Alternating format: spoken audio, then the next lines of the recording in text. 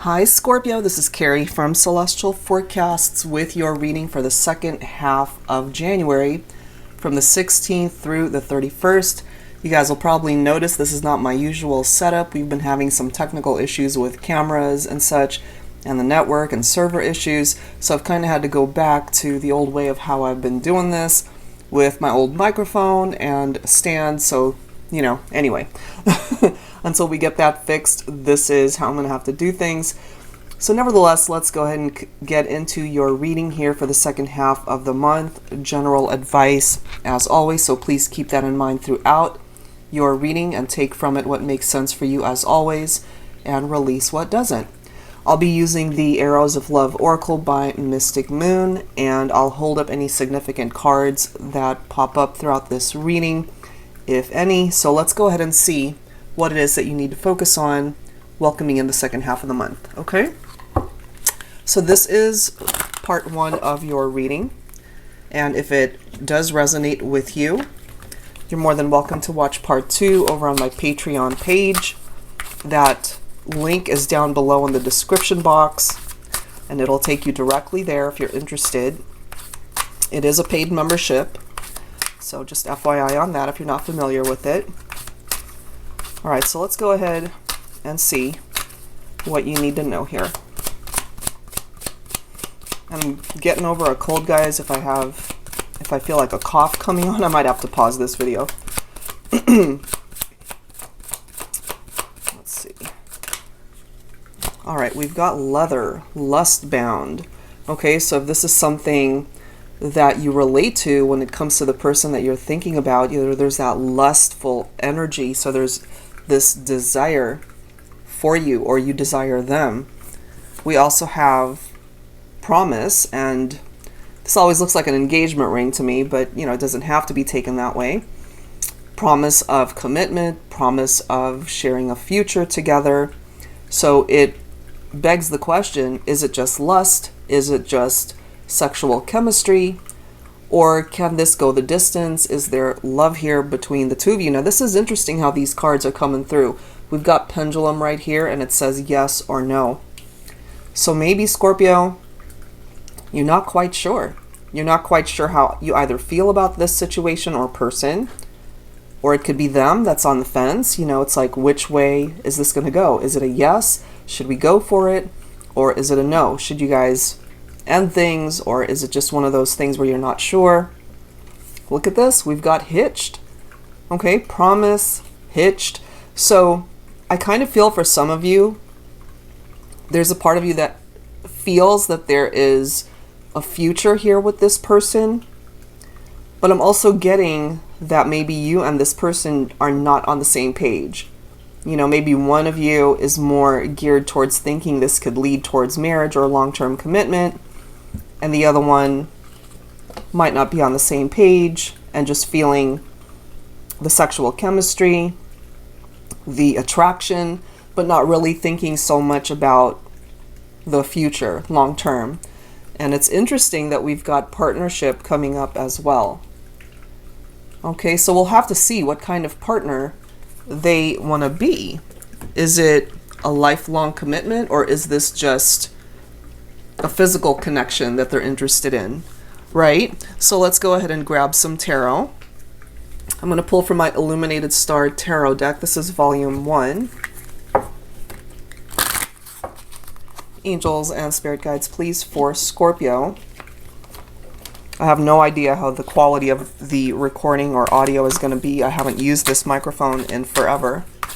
And it's one of those old school mics that attaches onto like a collar or your clothing. The new setup that I had, it was like this high-tech microphone, but we're in the process of fixing everything right now. So anyway, back to old school recording. All right, let's see.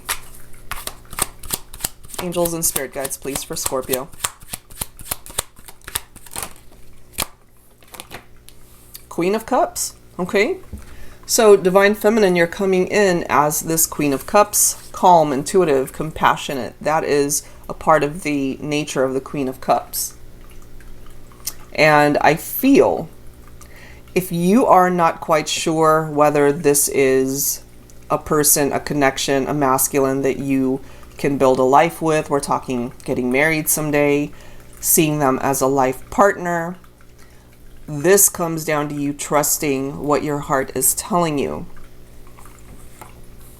Seven of Cups. So just know that if there's a part of you that's not sure, which way is this pendulum going to swing? Is it yes or no? This is telling you here that you do have other choices, other options. It doesn't just have to be this one. And maybe that's kind of where you're at. Maybe there are other people that you are interested in aside from this connection, or it could go both ways. Part of the issue too might be, for some of you, take this if it applies, you might have discovered that they really weren't interested in long-term commitment, and that maybe they were just interested in their fantasies, sexual fantasies about you. It could have just been a temptation for them, and maybe they just weren't interested in the whole promise of building a future with you. I'm kind of getting that for some of you, but we do have the Four of Wands, which can be an indication of a twin flame connection for some of you. This can sometimes be an indication of the possibility here. Hold on, I'm having some camera issues here. Sorry about that. So this can sometimes be an indication of a reunion between two people who are in separation. Two twins who might be at a distance from one another. Maybe they made a different choice. Maybe they didn't recognize that this was a love that could go the distance. And this makes sense for me as well, that we've got the Five of Wands right there.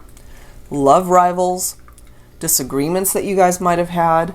Again, I'm feeling one person wanted maybe to get married, the other one didn't. One of you wanted to have a family, have children, the other one didn't. One wanted to take things to the next level, the other one didn't. That's kind of just what I'm getting for some of you. That maybe they weren't on the same page as you. And there is competition with that Five of Wands, which I'm not surprised to see that, considering we've got Seven of Cups, fantasies, temptations outside of this connection.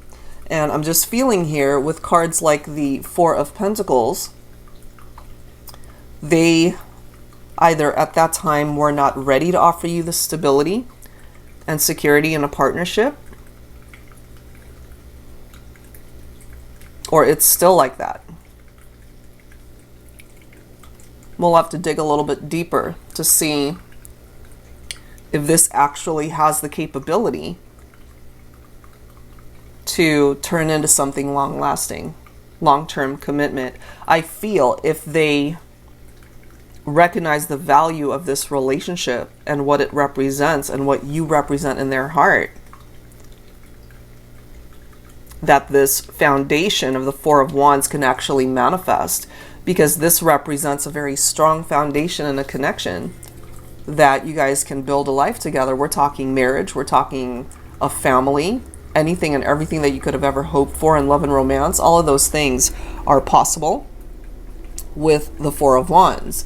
It's a very happy, joyous energy, but as you can see, it's right next to pendulum, yes or no. So I kind of feel for you, Scorpio, that you're on the fence maybe, or you're dealing with somebody who is, and they can't seem to make up their mind one way or the other if you guys should really explore a future together, or are they just not ready for commitment, and are they still entertaining other choices in love and romance?